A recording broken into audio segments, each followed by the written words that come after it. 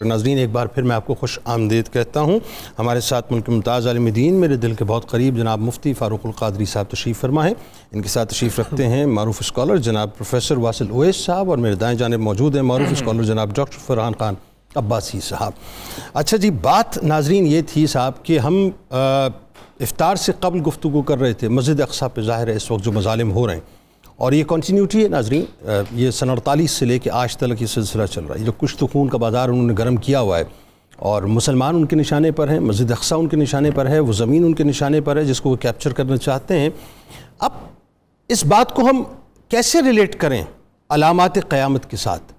اس بات کو ہم کیسے سمجھیں کہ یہ وہ سارا روڈ میپ ہے جو ہمیں آہستہ آہستہ بلکہ بہت تیزی کے ساتھ کبریٰ علامات کی طرف لے کے جا رہا ہے؟ نبی کریم صلی اللہ علیہ وآلہ وسلم نے فرمایا ناظرین کہ جس روز قیامت قائم ہوگی وہ جمعے کا دن ہوگا، اور نبی کریم صلی اللہ علیہ وآلہ وسلم نے فرمایا کہ سب دنوں سے بہتر جمعے کا دن ہے. اسی دن آدم علیہ السلام پیدا کیے گئے، اسی دن وہ جنت میں داخل کیے گئے، اسی دن وہ جنت سے نکالے گئے، اور قیامت جمعے کے ہی دن نازل ہوگی یعنی قائم ہوگی.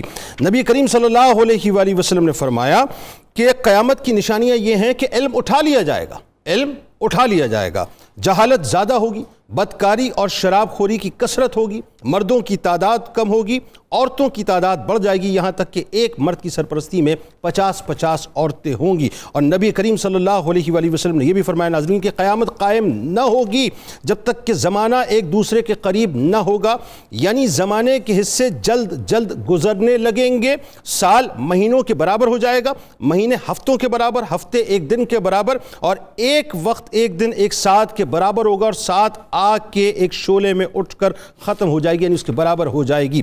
بلکہ ایک اور کیٹیگوریکل حدیث ناظرین آپ کے سامنے پیش کروں کہ سرکار علیہ السلام نے فرمایا کہ تم لوگ کیا بات کر رہے ہو؟ یعنی صحابہ کچھ گفتگو کر رہے تھے تو آپ نے سوال کیا، تو جو لوگ بات کر رہے تھے ناظرین انہوں نے عرض کیا کہ ہم قیامت کا ذکر کر رہے ہیں. تو سرکار علیہ السلام نے فرمایا کہ اس وقت تک قیامت نہ آئے گی جب تک کہ تم ان نشانیوں کو نہ دیکھ لو. کون سی نشانیاں؟ ذرا توجہ سے سنیے کہ آپ فرماتے ہیں کہ دھواں، دجال، دابت الارض، پچھم سے سورج کا نکلنا، عیسیٰ ابن مریم علیہ السلام کا نزول ہونا، یاجوج ماجوج، 3 مقامات پر زمین کا دھسنا، یعنی ایک مشرق میں، ایک مغرب میں، اور تیسرا جزیرہ عرب میں، اور اس کا 10واں وہ آگ جو یمن سے نکلے گی اور لوگوں کو گھیر کر محشر کی طرف یعنی ملک شام کی طرف لے جائے گی. یہ ذرا ملک شام ذہن میں رکھیے گا، آگے جا کے بات کروں گا ناظرین. اور ایک روایت میں ہے کہ وہ آگ عدن کے علاقے سے نکلے گی اور لوگوں کو گھیر کر محشر کی طرف لے جائے گی. اور ایک روایت میں ہے کہ 10ویں نشانی ایک ہوا ہوگی جو کہ لوگوں کو دریا میں اٹھا کے پھینک دے گی. اب صاحب بات اتنی سی ہے جو سمجھے، یہ جو شام کا ایریا ہے نا ناظرین، ایکچولی یہ شام کے ایریا میں پچھلے اگر آپ میپس کو دیکھیں یا مطلب آپ پچھلے ادوار کو اٹھا کے دیکھیں تو اس میں اردن بھی شامل تھا، اس میں لیبیا بھی شامل تھا، لبنان بھی شامل تھا، مصر بھی شامل تھا، فلسطین بھی شامل تھا. یہ پورا شام تھا ناظرین. یہی وہ ایریا ہے جہاں پر محشر کا میدان قائم ہونا ہے. بلکہ شام میں ایک علاقہ ہے حلب، حلب سے 25 کلومیٹر کے فاصلے پہ روایتوں میں آتا ہے کہ وہاں پر دنیا کی آخری بیٹل ہوگی. آخری بیٹل ناظرین وہاں پر ہوگی جہاں پر 9,60,000 افواج جو ہیں مسلمانوں کے خلاف جمع ہوں گی، جسے ہرمجدون بھی کہا جاتا ہے، ارمگڈون بھی کہا جاتا ہے، ملحمۃ الکبریٰ بھی کہا جاتا ہے. یہ جو پورا اس وقت ناظرین یہودیوں نے اسٹرکچر جنریٹ کیا ہوا ہے نا، مسئلہ صرف اتنا سا ہے کہ ہیکل سلیمانی جس کا وہ دعویٰ کرتے ہیں کہ وہ مسجد اقصیٰ کی جگہ پر ہے، اس مسجد اقصیٰ کو معاذ اللہ وہ شہید کرنا چاہتے ہیں اور یہاں پر وہی ہیکل تعمیر کرنا چاہتے ہیں جو ہیکل حضرت سلیمان علیہ السلام نے تعمیر کیا تھا. اور ایک پتھر ہے ناظرین، ایک سیٹ ہے جس پر حضرت داؤد علیہ السلام بیٹھ کر فیصلے کیا کرتے تھے، وہ اس وقت برطانیہ میں موجود ہے. اس پتھر کو وہاں پر لا کے رکھا جائے گا اور ڈیوڈ آف کنگڈم کی بنیاد رکھی جائے گی. اس سلسلے میں ناظرین یہ انفارمیشن ٹرانسفر کرنا اس لیے بہت ضروری ہے کہ ہم یہ ارریلیونٹ بات نہیں کر رہے، ہم ارریلیونٹ نہیں ہیں صاحب. ایس پاکستانی مسلمان ہمیں ریلیونٹ رہنا ہے کیونکہ محشر وہیں پہ قائم ہونی ہے، سارا معاملہ وہیں پہ. جیو پولیٹیکل سچویشن جو بھی تبدیل ہوتی ہے دنیا میں اس کا بالواسطہ بلا واسطہ تعلق وہیں سے یعنی اسرائیل سے. ذہن میں رکھیے کہ ڈیوڈ آف کنگڈم کے لیے وہ تابوت سکینہ کو تلاش کر رہے ہیں، پوری دنیا میں کھدائی کر رہے ہیں. ان کو تابوت سکینہ چاہیے، وہ تابوت سکینہ کو لانا چاہتے ہیں. اسی طرح سے وہ دیوار گریہ آپ نے جو دیکھی ہوگی، یہ دیوار گریہ کیا ہے؟ یہ 3 بنیادی طور پہ مذاہب جو ہیں ان کا اپنا وہاں پر ایک کلیم ہے ناظرین. مسجد اقصیٰ وہاں پر موجود ہے، ظاہر ہے مسجد اقصیٰ کا تعلق ہم سے ہے، قبلہ اول ہے، وہاں پر ایک اپنا کلیسا ہے ناظرین، قائمۃ الکلیسا غالباً وہ کہلاتا ہے یا اس طرح سے اس کا نام ہے، وہ بیسیکلی وہاں پر گرجا ہے جس کا تعلق عیسائیوں سے ہے، اور وہ ان کے عقیدے کے مطابق عیسیٰ علیہ السلام جو مصلوب ہوئے تھے وہ اسی جگہ سے ہوئے تھے ان کے عقیدے کے مطابق. اور یہ جو دیوار گریہ ہے ناظرین، اس کا تعلق یہودیوں سے ہے جہاں پہ وہ کھڑے ہو کے دجال کے لیے دعا کرتے ہیں اور اپنی سپریمیسی کے لیے دعا کرتے ہیں. یہ ذہن میں رکھیے گا. اب یہ جو گولڈن آپ کو ایک مطلب گنبد نظر آتا ہے، ایکچولی یہ گولڈن گنبد جو ہے مسجد اقصیٰ نہیں ہے. مسجد اقصیٰ اس کے پیچھے، اگر آپ دیکھیں غور سے تصویر میں، اس کے پیچھے آپ کو ایک سبز گنبد جو ہے، یعنی یوں ڈارک کلر کا ایک سبز گنبد نظر آئے گا، وہ ایکچولی مسجد اقصیٰ ہے جہاں سے سرکار مدینہ صلی اللہ علیہ وآلہ وسلم معراج شریف پہ تشریف لے گئے تھے. تو یہ سارا معاملہ یہ ہے کہ یہ دجالی قوتیں مل کے پوری دنیا کے اندر اپنی طاقت کو منوانا چاہتی ہیں، دجال کا انتظار کر رہی ہیں، کنگڈم آف ڈیوڈ کو بنانا چاہتی ہیں. گریٹر اسرائیل کا جو تصور ہے، یہ بھی ذہن میں رکھیں ناظرین کہ اس میپ کی ایکسپینشن معاذ اللہ یہ مدینہ پاک اور مکہ پاک تک دیکھتے ہیں. اب آپ سوال کریں گے کہ مدینہ پاک کیوں؟ تو سن لیجئے، یہ بھی میں آپ کو بتا دیتا ہوں کہ 1450 برس پہلے سرکار مدینہ صلی اللہ علیہ وآلہ وسلم نے یہودیوں کے 2 قبیلوں کو مدینہ سے نکالا تھا. ایک بنو نزیر تھا، ایک بنو قریظہ تھا.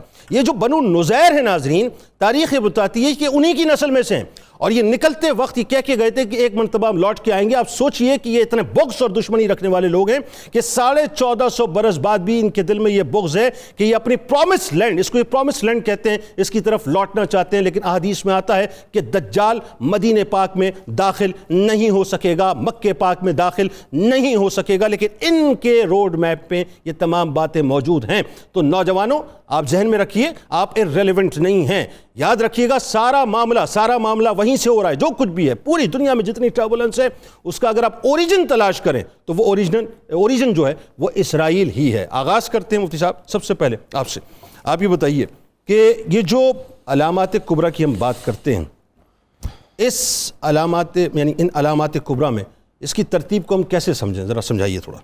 بسم اللہ الرحمن الرحیم. جنید بھائی، اس حوالے سے سنن ابی داؤد میں حدیث ہے. جو علامات کبریٰ آپ نے ذکر فرمائی ہیں ان میں حضرت امام مہدی اور حضرت عیسیٰ علیہ السلام کا تشریف لانا بھی ہے. بالکل. ترتیب اس کی اس طرح ہے سنن ابی داؤد میں. اس کا ذکر اوریہ صاحب نے بھی تھوڑی دیر پہلے کیا تھا جی، کہ حضور علیہ السلام نے فرمایا کہ عمران بیت المقدس خراب یثرب، خراب یثرب فتح القسطنطینیہ، فتح القسطنطینیہ خروج الدجال، اور کما قال علیہ السلام. یہ ترتیب ہے جسے ہم ملحمۃ الکبریٰ، سب سے بڑی اور خوفناک جنگ کی طرف ہم جائیں گے. سب سے پہلے بیت المقدس آباد ہوگا، خوب آباد ہوگا. اس کی آبادی سے مدینہ منورہ کی طرف رجحان کم ہو جائے گا. ٹھیک ہے. پھر اس کے بعد قسطنطنیہ یعنی ترکی فتح ہو جائے گا. ٹھیک ہے. یعنی مسلمان واپس لے لیں گے. پھر اس کے بعد دجال کا خروج ہوگا. پھر عیسیٰ علیہ السلام اسے قتل کر دیں گے. اب اس میں کیا ہوگا، میں تھوڑا سا اس کو ڈیٹیل سے بتائیے ذرا. ہوگا اس طرح کہ حرمین شریفین یعنی مکہ اور مدینہ کے علاوہ تقریباً تمام اسلامی ممالک پر عیسائیوں کا قبضہ ہو جائے گا. ٹھیک. اور ان کا پوری دنیا پر ان حرمین شریفین کے علاوہ تقریباً حکمرانی، ان کی سطوت اور ان کے ظلم کا راج ہوگا. مسلمان پوری دنیا میں جہاں کہیں ہوں گے وہ سفر کر کے ہجرت کر کے آ جائیں گے حرمین میں. اچھا. رمضان شریف کا مہینہ ہوگا. ٹھیک ہے. ابدال اور اولیاء بیت اللہ کا طواف کر رہے ہوں گے. ٹھیک ہے. اسی طواف کے دوران اولیاء دیکھیں گے کہ طواف میں حضرت امام مہدی بھی طواف کر رہے ہیں. وہ انہیں دیکھیں گے تو پہچان جائیں گے. ٹھیک ہے. امام مہدی کا اصل نام ہے محمد. حضور علیہ السلام نے فرمایا کہ امام مہدی کا اصل نام ہوگا محمد. ان کے والد کے نام میرے والد کے نام سے عبداللہ ہوگا، اور ان کی والدہ کا نام میری والدہ کے نام سے آمنہ ہوگا. وہ حضرت امام حسن مجتبیٰ کی اولاد میں سے حسنی سید ہوں گے، سیدہ فاطمہ زہرا کی اولاد میں سے ہوں گے. اب اولیاء پہچان جائیں گے اور انہیں درخواست کریں گے ہماری بیعت قبول فرمائیں. وہ انکار کریں گے. پھر غیب سے آواز آئے گی، ایک گونجے گی ایک آواز، ھذا خلیفۃ اللہ المہدی، یہ اللہ کا خلیفہ مہدی ہے. فاسمعوا لہ واطیعوا لہ، تم سب ان کی بات سنو، ان کا کہا مانو، ان کی پیروی کرو، ان کے حضور گردن جھکاؤ اور ان کی اطاعت کرو۔ حضرت امام مہدی ان سب اولیاء کو اور جمیع مسلمین کو لے کر روانہ ہو جائیں گے شام کی طرف۔ جب آپ شام پہنچیں گے تو نصارہ کو پہلے خبر ہوگی کہ مسلمان اپنی افواج لے کر، لشکر لے کر ہم سے لڑنے شام میں آ رہے ہیں۔ تو نصارہ کیونکہ اس وقت پوری دنیا میں حکومت، تو وہ ایک بہت بڑا لشکر لے کر مسلمانوں کے سامنے کھڑے ہوں گے۔ اب وہاں ہوگی ملحمۃ الکبریٰ، جنگ شروع ہوگی۔ امام مہدی کے ساتھ جو لشکر ہوگا مسلمانوں کا، اس کے 3 حصے ہو جائیں گے۔ ایک حصہ وہیں شہید ہو جائے گا، ایک حصہ پہلے ہی بھاگ جائے گا، اللہ، اور ایک حصہ جو ہوگا وہ مسلسل جنگ جاری رکھے گا، 4 دن جنگ رہے گی، اور چوتھے دن اللہ تعالیٰ مسلمانوں کو فتح دے دے گا۔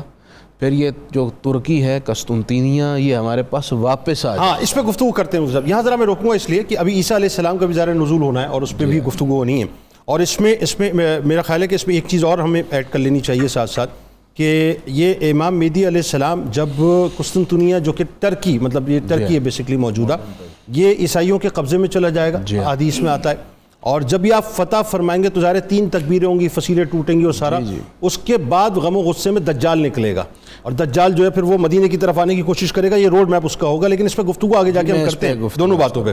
پروفیسر صاحب اب ذرا یہ بتائیے، ظاہر ہے چونکہ اتنا کم وقت ہے، اس میں تو اس پہ ڈیٹیل گفتگو نہیں ہو سکتی، اس میں تو بڑا ایک سیریز آف پروگرامز چاہیے ہمیں، لیکن ایک جو خاص بات ہے جو مفتی صاحب نے بھی فرمائی، جو حدیث مبارکہ جو آپ نے حوالہ دیا کہ بیت المقدس کی آبادی معاذ اللہ مدینے کی ویرانی ہے، ظاہر ہے، اور پھر اس کے بعد ایک تسلسل ہے، اس کو ہم دجال کے تعلق سے اگر ہم دیکھیں تو کیا بنتا ہے؟ بسم اللہ الرحمن الرحیم۔ بہت شکریہ جنید بھائی۔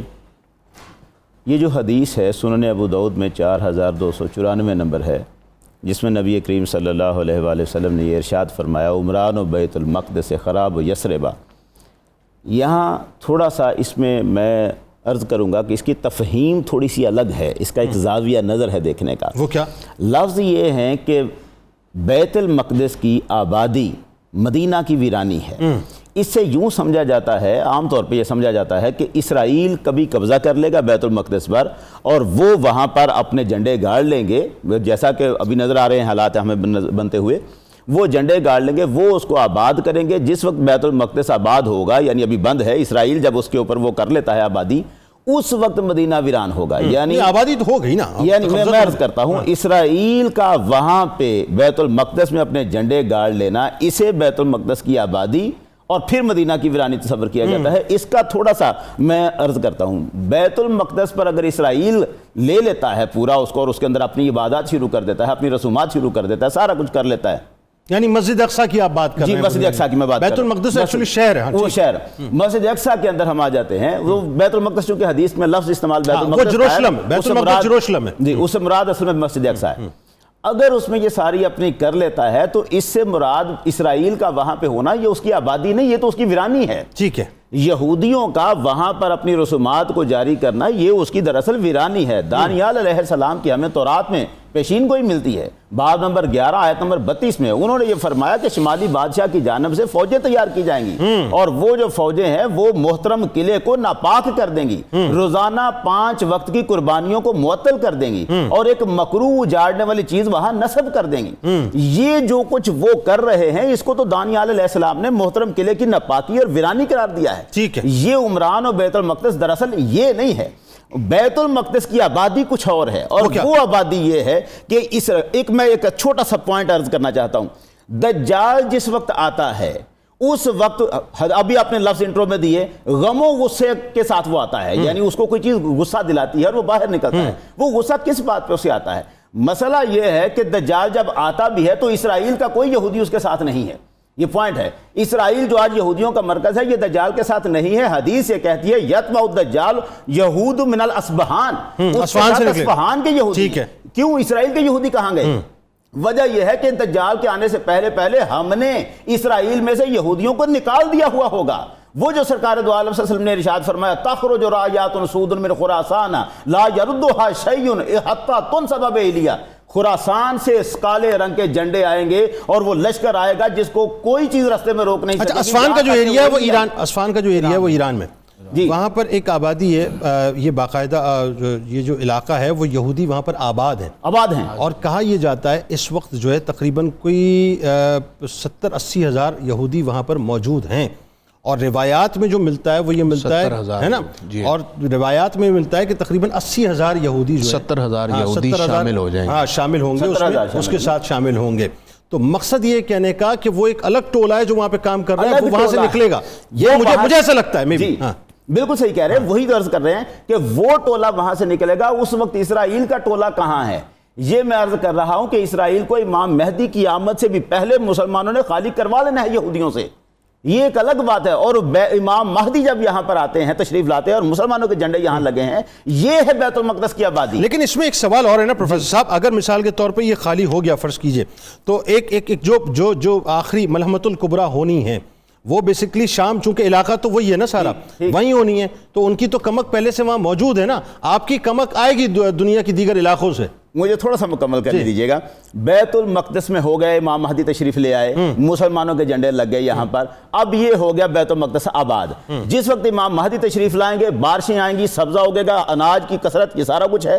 جب یہ سارا کچھ ہوگا تو لوگ دنیا سے جائیں گے بیت المقدس کی طرف، کاروباری وسائل کے لیے، زندگی اچھی گزارنے کے لیے، سہولتوں کے لیے، اور یہ وہ وجہ ہوگی جب مدینہ منورہ سے بھی لوگ چھوڑ کے وہاں جائیں گے۔ امام مہدی علیہ السلام فتح فرمائیں گے، اور ایک لشکر جسے ہم غزوہ ہند کا لشکر کہتے ہیں، اس کی سپورٹ کے لیے وہاں سے ایک لشکر بھیجا جائے گا باقاعدہ، اور یہاں سے ایک لشکر چلے گا، وہ دونوں لشکر آپس میں ملیں گے، وہ ہندوستان کے بادشاہوں کو بیڑیوں میں جکڑیں گے، ان کے خزانے سارے لیں گے، پھر وہ خزانے جائیں گے بیت المقدس واپس، یہ لشکر یہاں سے جائے گا۔ حضرت ابو ہریرہ رضی اللہ تعالیٰ عنہ نے جو دعا فرمائی تھی، دعا فرماتے تھے یا رسول اللہ کاش مجھے وقت ملے کہ میں مال اور جان کے ساتھ جاؤں، تو سرکار علیہ السلام نے فرمایا کہ نہیں ایسا نہیں ہوگا۔ اصل میں جنید بھائی دو الگ باتیں ہیں اس میں، ویسے اچھی ڈیبیٹ ہے، یہ علمی ڈیبیٹ ہے اور اچھی ڈیبیٹ ہے۔ یہ جنید بھائی دو باتیں ہیں اس میں، ایک لشکر ہے جو امام مہدی بھیج رہے ہیں، جو ہندوستان کے راجاؤں کو بیڑیوں میں جکڑ کے لا رہا ہے، یہ ایک الگ لشکر ہے۔ ایک لشکر ہے جو امام مہدی کو سپورٹ کرنے کے لیے جا رہا ہے، جو اسرائیل کو فتح کرنے جا رہا ہے، وہ خراسان سے الگ جا رہا ہے، اچھا وہ کالے جھنڈے لے کے الگ جا رہا ہے، وہ جو کالے جھنڈے والا لشکر نکلے گا وہ یہیں سے ہوتا ہوا جائے گا، اسی کے ساتھ ملے گا۔ مفتی صاحب ایسا ہی کچھ ہے، ذرا کنفیوژن دور کریں ہماری۔ میں اس بارے میں میری رائے یہ ہے، کیونکہ حدیث کی شرح میں اپنی اپنی آراء پیش کی جاتی ہے، بالکل ٹھیک ہے، فرمایا گیا بیت المقدس آباد ہوگا، آباد تو پہلے ہی ہے، بلکہ 14.25 صدیوں سے آباد ہے، بالکل ٹھیک ہے، وہاں آبادی موجود ہے۔ لیکن یہاں جو آبادی ہے، میرا اوپینین اس حوالے سے یہ ہے کہ یہ well developed city in the world ہوگی، اور یہ کرنے جا رہے ہیں، اور یہ اس وقت اس کی بنیاد پڑی ہے جب ٹرمپ نے بیت المقدس کو اسرائیل کا دارالحکومت قرار دیا۔ اب یہ آہستہ آہستہ اس کا نقشہ بنا دیا گیا ہے، اس کو اب یہ دنیا کی سب سے ترقی یافتہ سٹی بنانے جا رہا ہے۔ ایسا ہی ٹھیک۔ جب یہ اس جانب جائیں گے تو شاید وہ حالات پیدا ہوں گے کہ رجحان ہو جائے گا زیادہ۔ بالکل ٹھیک۔ آپ کیا کہیں گے یہ جو دجالی طاقتیں اس وقت کام کر رہی ہیں؟ آپ دیکھیے، یہ میں تو یہ سمجھتا ہوں کہ اب تو دجالی قوتوں نے اس حد تک ہمیں کیپچر کر لیا ہے کہ ہمارا بالکل جو برین واش کرنا تو دور کی بات ہے، مائنڈ کنٹرول کر لیا ہے پوری دنیا میں، اور ہر اعتبار سے۔ صرف یہاں سے آپ شروع کریں تو بات پتہ نہیں کہاں تک جاتی ہے۔ بتائیے ذرا کہ دجال کی آمد سے پہلے دجالی قوتوں نے کس طرح سے ہمیں کیپچر کر لیا؟ بسم اللہ الرحمن الرحیم۔ جنید بھائی، جس طرح کی ابھی ڈسکشن چل رہی ہے، اس میں ایک بڑا خوبصورت نقطہ مفتی صاحب نے اٹھایا تھا کہ ہوگا کچھ یوں کہ وہ جو حکومتیں، مملکتیں اور معاشرہ ہیں نا، اس کو کنٹرول کر لیا جائے گا، ٹھیک ہے، اور وہ دجال کے قبضے میں آ جائیں گے، ٹھیک ہے۔ میرا ماننا یہ ہے، میں غلط بھی ہو سکتا ہوں، کہ ہم چونکہ انٹرنیشنل ریلیشن میں امپیریلزم اور نیو امپیریلزم پڑھتے ہیں، ٹھیک ہے، مارٹن کیپلن کی تھیری، ورلڈ سسٹم تھیری پڑھتے ہیں، بالکل ٹھیک ہے۔ ان کانسیپٹس کے accordingly we are living in a world which is by design not by default, یعنی قدرت نے دنیا ایسے نہیں بنائی، قدرت نے بدحالی ایسے نہیں دی، قدرت نے استحصالی نظام ایسے نہیں دیا، قدرت نے خوراک کم نہیں کی ہوئی، تمام چیزیں موجود ہیں، لیکن بائی ڈیزائن اس دنیا کو ڈیزائن کرنے والے ڈیزائنرز جو ہیں وہ اپنے حق میں جو چیزیں بہتر چاہتے ہیں اس طرح کی دنیا بناتے ہیں۔ تو میرے مطابق تو اس وقت بھی ہم دور فتن میں بیٹھے ہوئے ہیں. میری اپنی جو انٹرنیشنل ریلیشن اور international geopolitics and dynamics کو میں دنیا میں اتنا سپیڈیلی چینج ہوتے ہوئے دیکھ رہا ہوں. میرے پرسپیکٹو میں تو اگر دیکھا جائے تو ہم دجال کے دور میں داخل ہو چکے ہیں. اچھا وہ کیسے؟ اب یہ جو انٹرپریٹیشن ہے نا کہ کب دجال کا خروج ہوگا, حضرت امام مہدی کا دور کب آئے گا, باقی تمام چیزیں ہیں, یہ بالکل ٹھیک ہے, یہ اشارے ہیں. لیکن اگر جیو پالیٹکس دنیا کی دیکھی جائے تو اس وقت بھی دنیا میں جو دجالی نظام ہے, چاہے مسلم ممالک بھی ہوں, وہ بھی اسی پلڑے میں اپنا وزن ڈال رہے ہیں. پورا فائنینشل سسٹم آپ کا دجالی نظام, اب آپ اسی پلڑے میں اپنا وزن ڈال رہے ہیں, چاہے آپ کی اکانومی ہو. اسی طرح اگر آپ 1945 سے آنورڈ دیکھتے ہیں تو بریٹن ووڈ انسٹیٹیوشنز کیا ہیں, جنہوں نے IMF بنایا, جنہوں نے international bank for reconstruction and development world bank بنایا, جنہوں نے اس کے بعد کیا کہتے ہیں گیٹ بنایا, general agreement on tariff and trade بنایا, 1970s میں اوپیک بنا دیا, 1989 میں FATF بنا دیا, اور اس کے بعد 1989-1990s میں واشنگٹن کنسنسس کے نام پر ایک پورا اکنامک نظام دے دیا. بالکل ٹھیک. اب وہ ڈیجیٹل کرنسی کی طرف جا رہے ہیں. اب یہ سارا نظام اگر دیکھیں تو یہ بائی ڈیزائن دنیا ایسے کی جا رہی ہے.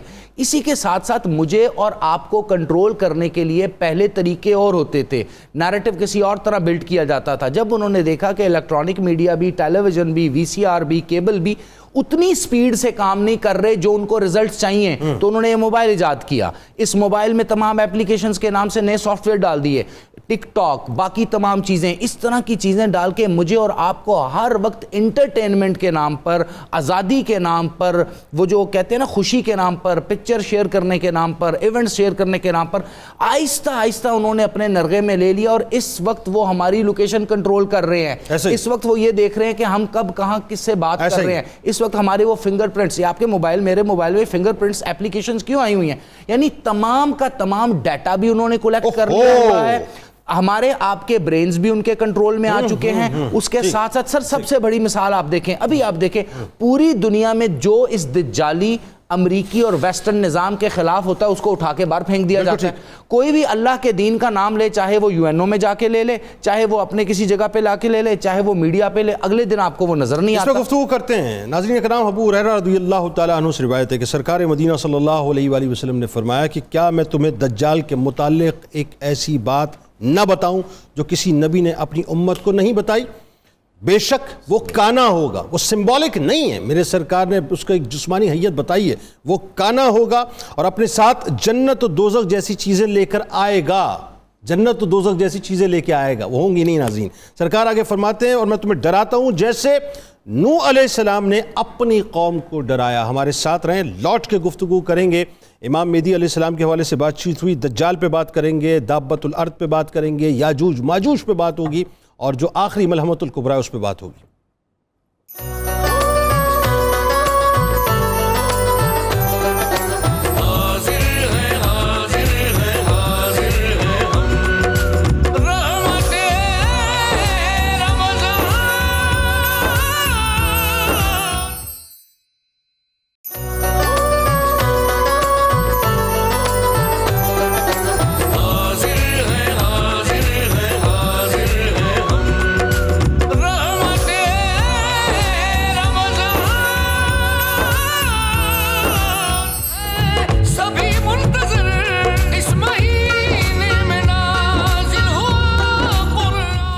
ایک بار پھر ناظرین میں آپ کو خوش آمدید کہتا ہوں. خروج دجال ایک ایسا موضوع ہے ناظرین جس کو آپ اگر اپنے بچوں کو نہ پڑھائیں, یا یوں کہیے کہ علامات قیامت, کبریٰ علامات کے حوالے سے, تو آپ ان کے ساتھ زیادتی کریں گے, کیونکہ پھر وہ دنیا کی اس فینٹیسیز کے اندر کھو کے رہ جائیں گے. ان کو پتہ ہی نہیں چلے گا کہ الٹیمیٹ کلائمیکس ہے کیا, دنیا جہاں کس طرف جا رہی ہے. اور اب تو ناظرین بہت تیزی کے ساتھ یہ جو دجالی قوتیں اس وقت پنجے گاڑ کے بیٹھی ہیں, یاد رکھیے گا کہ بہت کم عرصہ رہ گیا ہے, باقی اللہ اور اس کے رسول صلی اللہ علیہ وآلہ وسلم بہتر جانے, لیکن صورتحال کوئی اچھی نہیں ہے. آئیے ذرا اس پہ گفتگو کرتے ہیں اور آپ کو بتلاتے ہیں کہ دجال ایکچولی کس انداز سے اپنے پورے سیٹ اپ کو جنریٹ کرے گا. کہ اس کے ایک ہاتھ میں دوزخ, ایک ہاتھ میں جنت, اور پانی اس کے پاس ہوگا وافر مقدار میں, اور ایک عجیب صورتحال ہوگی کہ جو اس کا پانی ہوگا وہ آگ ہوگی, جو جنت ہے وہ دوزخ ہوگی, جو دوزخ ہے وہ جنت ہوگی. وہ اس طرح سے یوں سمجھ لیجئے کہ ایلوژن کرے گا کہ زندوں کو مردہ کرے گا, مردوں کو زندہ کرے گا, بہت کچھ کرے گا. بتائیے ذرا مفتی صاحب کہ خروج دجال کا اصل جو وقت ہے وہ کیا ہے, اور کس طرح سے معاملہ آگے بڑھے گا؟ جب حضرت امام مہدی قسطنطینیہ کو فتح کر لیں گے تو ایک افواہ اڑے گی کہ دجال نکل آیا ہے. ٹھیک ہے. تحقیق کی جائے گی تو معلوم ہوگا ابھی نہیں نکلا. ٹھیک. یعنی اس جنگ کے 7 سال بعد دجال کا خروج ہوگا. اوکے. پھر حضرت امام مہدی دجال سے لڑنے کے لیے شام میں تشریف لائیں گے. تو اسی وقت جب دجال نے بھی اپنا لشکر سیدھا کیا ہوگا، ادھر امام مہدی نے آپ نماز ادا فرمانے کی تیاری کر رہے ہوں گے، تو اس وقت دمشق میں شرقی باب میں مینارہ شرقی پر حضرت عیسیٰ علیہ السلام کا نزول. اللہ، فجر کے وقت جناب عیسیٰ علیہ السلام تشریف لا کر امام مہدی سے فرمائیں گے آپ ہی نماز پڑھائیں. اللہ. اور یہ ہمارے نبی صلی اللہ علیہ وسلم نے پہلے فرمایا ہے اللہ کہ تم میں وہ وقت کیسا ہوگا جب عیسیٰ بن مریم تم میں تشریف لائیں گے اور امام تم ہی میں سے ہوگا، یعنی امام میرا امتی ہوگا. تو امام مہدی ان کو نماز ادا فرمائیں گے، کرائیں گے، وہ مقتدی بنیں گے حضرت امام مہدی کے. پھر یہاں سے باہر نکلیں گے اور حضرت امام مہدی لشکر حوالے کر دیں گے حضرت عیسیٰ علیہ السلام. ٹھیک. جناب عیسیٰ علیہ السلام جب تشریف لائیں گے لشکر میں، اسلامی فوج کے جذبات فلک بوس ہوں گے. عیسیٰ علیہ السلام کی سانس میں یہ اثر ہوگا کہ آپ کی سانس کی جہاں تک خوشبو جائے گی، جو کافر سونگے گا وہیں مرتا جائے گا. اور جیسے دجال آپ کو دیکھے گا تو وہ آپ کی سانس سے وہ پگھلنا شروع ہو جائے گا جیسے نمک پگھلتا ہے. پھر وہاں سے بھاگے گا، عیسیٰ علیہ السلام اس کا پیچھا کریں گے. تو جو فلسطین میں بیت المقدس کے بالکل قریب ہے باب لد، وہاں عیسیٰ علیہ السلام دجال کو قتل کر دیں گے. اچھا، یہ جو لد کا ایریا نا، اس پہ اب انہوں نے اسرائیلیوں نے ایئرپورٹ بھی بنا دیا. اب ایئرپورٹ بھی بنا دیا. اور مجھے ایسا لگتا ہے کہ وہی بات ہے، شاید اس کے یہ ٹریولنگ وغیرہ کے لیے ایئرپورٹ بھی بنا دیا. جی ہاں. اچھا، اس پہ بڑی ڈیٹیل ہے. جب دجال آئے گا تو سب سے پہلے دجال نکل کر یہ شام اور عراق کے جو درمیان کا علاقہ ہے نا، یہاں سے نکلے گا یہ. ٹھیک. اچھا، یہ جب آئے گا تو اس کے ہاتھ سے بہت سارے غیر عادی امور کا ظہور ہوگا جس کا آپ نے ذکر کیا ہے. یہ مختصر سے دنوں میں 40 دنوں میں ساری دنیا کا چکر لگا. ٹوٹل عمر اس کی اتنی ہوگی؟ ٹوٹل عمر اس کی اتنی ہے 40 دن. اب اس کا ہوگا اس طرح کہ حدیث شریف کے مطابق اس کا ایک دن، جو پہلا دن ہوگا 1 سال کے برابر ہوگا، دوسرا دن 1 مہینے کے برابر، تیسرا دن 1 ہفتے کے برابر ہوگا. صحابہ کرام نے عرض کی یا رسول اللہ، جب دن 1 سال کا ہوگا تو ہم نمازیں 1 دن کی پڑھیں گے کہ 1 سال کی پڑھیں گے اس وقت جو مسلمان ہوں؟ تو سرکار نے فرمایا کہ اندازہ لگا کر پورے سال کی نمازیں پڑھی. اچھا، چونکہ وقت سمٹ گیا اور ظاہر ہے مجھے پتہ ہے بڑی ڈیٹیل بات بڑی دلچسپ ڈیٹیل اس پہ یہ بڑا میرا خیال ہے، میں آپ سے ریکویسٹ کروں گا، یہ جو کبرا علامات ہیں اس کا حق ہم ادا نہیں کر پا رہے ہیں، اس پہ ایک پراپر پروگرام ہمیں کرنا چاہیے باقاعدہ، تاکہ لوگوں کو انفارمیشن پہنچے. اور خاص طور پہ یہ ہر علامت پہ ایک ڈیٹیل، ہر علامت پہ الگ گفتگو الگ سے ہونی چاہیے پراپر. آخر میں ذرا پروفیسر صاحب یہ بتائیے کہ وہ جو ڈیوڈ بن گورین نے، جس نے ظاہر ہے مطلب بنیاد رکھی تھی اسرائیل کی، تو کن خدشات کا اظہار اس نے پاکستان کے لیے کیا تھا، ذرا یہ بھی تو بتائیں پاکستانی نوجوانوں کو. جی جنید بھائی، سمپل سے پہلے ایک دیکھیں کہ یہ وہ اسرائیل ہے جو بڑا نعرہ لگاتا ہے حدود کا یا اسرائیل من فرات الی النیل، اے اسرائیل تیری حدیں فرات سے لے کے نیل تک ہیں. مصر سے عراق تک یہ کور کرتا ہے. فتح کیا ہے اس نے 6 ڈیز وار میں، 3 ملکوں کو شکست دی ہے اس نے، اسلامی ملکوں کو 1967 میں. بالکل ٹھیک. اب وہاں پر پیرس میں اپنی فتح کا جشن منا رہا ہے، اور اس جشن میں جو تقریر کر رہا ہے وہاں پر ڈیوڈ بن گوریان فرسٹ پرائم منسٹر ہے اسرائیل کا، اس کا فاؤنڈر ہے. یہ کیا تقریر کر رہا ہے وہ دیکھیں کہ خاص نقطہ جس میں کہتا ہوں نا کہ ہم پاکستان والے خاص اللہ کے چنے ہوئے بندے ہیں. بالکل ٹھیک ہے. ڈیوڈ بن گوریان کہتا ہے the word Zionist movement should not be neglectful of the dangers of Pakistan to it. وہ کہتا ہے کہ جو ہماری عالمی صہیونی تحریک ہے جس نے پوری دنیا میں یہودیت پھیلانی ہے، ہمیں ان خطرات کو نظر انداز نہیں کرنا چاہیے جو ہمیں پاکستان کی طرف سے لاحق ہے. اچھا، یہ وہی بات آ گئی کہ قائد اعظم محمد علی رحمۃ اللہ علیہ نے سب سے پہلے ریٹیلیٹ کیا خنجر کا امت کے سینے میں. اور یہ وہی بات آ گئی جو پروفیسر کا میں حوالہ تھوڑی دیر پہلے دے رہا تھا کہ اگر یہاں اسلام کامیاب ہو گیا تو پھر ہر جگہ ناکام ہو تو ہر جگہ. لفظ دیکھیں اس کے آگے، وہ کہتا ہے for this ideological state is a threat to our existence. یہ جو نظریے کی بنیاد پر بننے والی ریاست ہے یہ ہماری بقا کے لیے ایک خطرہ ہے. And Pakistan the whole of it loves the Arabs and hates the Jews. اور یہ پاکستان سارا کا سارا، عوام اس کی، بچہ بچہ اس کا، عربوں سے محبت کرتا ہے اور ہم یہودیوں سے نفرت کرتا ہے. This lover of Arabs is more dangerous to us than the Arabs themselves. عربوں سے محبت کرنے والا یہ ملک ہمارے لیے عربوں سے بھی بڑا خطرہ ہے. میں کہتا ہوں یہ وہ بات ہے جو علامہ اقبال کہہ گئے, خدائے لم یزل کا دست قدرت تو زباں تو ہے, یقین پیدا کر غافل کے مغلوب گماں تو ہے. یہی ساری بات تو یقین پیدا کر لے تو اسرائیل تو دھجیاں اڑا. دیکھیں یہ ایک تو ان کے سامنے پاکستان ہے, پاکستان سے اٹھنے والی ساری موومنٹس ہیں, پاکستان کے جو عشاق ہیں وہ ان کے سامنے, وہ فوکس, اور ظاہر ہے یہ حدت جو ختم ہو رہی ہے کیا اسی وجہ سے نا کہ اب بس حکومت, باقی بھول جاؤ جی گیٹ ویلڈر کیا کہہ رہا ہے یا یہ مسجد اقصی میں کیا ہو رہا ہے. فائنلی جو ان کا پلان ہے وہ کیا ہے, کیسے دیکھ رہے ہیں آپ کہ وہ کتنی تیزی کے ساتھ اپنے پلان کی کمپلیشن کے لیے جا رہے ہیں؟ سر دیکھیں دو پلانز ہیں. ایک تو پلانز ہے سائیکلوجیکلی مجھے اور آپ کو کنونس کر دینا کہ جس دنیا میں میں اور آپ رہ رہے ہیں یہ مٹیریل گین کی دنیا ہے, مجھے آپ کو مٹیریل کی دوڑ لگانی ہے جس کے لیے آپ کے اسکول, کالج, یونیورسٹی, میڈیا ہر جگہ پہ ایک ہی چیز ہے جی, کریئر اور پیسہ. اس طرف ہمیں لگا دیا اور ہم لگ نہیں رہے, ہم لگ چکے ہیں. پہلی بات, سارے موٹیویشنل اسپیکرز اسی بات پہ موٹیویٹ کر رہے ہیں کہ آپ نے دنیا کیسے کمانی. دوسری طرف جو دوسرا ان کا واردات کا طریقہ کیا ہوگا سر, یاد رکھیے گا جب آپ فزیکلی اس قابل نہیں رہیں گے نا کہ آپ ان سے لڑ سکیں تو وہ تب ہی آپ پہ جنگ مسلط کریں گے. اور یہ روز روشن کی طرح عیاں ہونی چاہیے. ہم نے سوریہ دیکھ لیا, ہم نے عراق دیکھ لیا, ہم نے یمن دیکھ لیا, ہم نے افغانستان دیکھ لیا, ہم کشمیر میں مودی کو دیکھ رہے ہیں. یہ سب لوگ اکٹھے ہوں گے اور ہم پر تلوار سے وار کریں گے, میزائلوں سے وار کریں گے.